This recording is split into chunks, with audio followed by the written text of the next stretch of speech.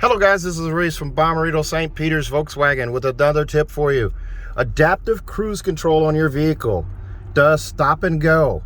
This situation right here on I-70 right now is perfect to demonstrate what stop and go does. My feet are off the gas and the brake, and this car is doing the crawl. We're doing 5 miles an hour. That car just stopped. Down to 3. We come to a stop. And that little banner that says ACC ready comes up and it went again. As long as you're not stopped for more than 3 seconds, the car will continue on. After 3 seconds, it'll sit with the brake on and it will not continue forward. You hit resume and it just goes again. The resume button's right there. I just did it. Pretty cool, huh? More tips are coming. If you're interested in a new car, give me a call, 636-290-4257. I'm on TikTok, YouTube, Facebook, Twitter, and Instagram at Reese Sells Cars.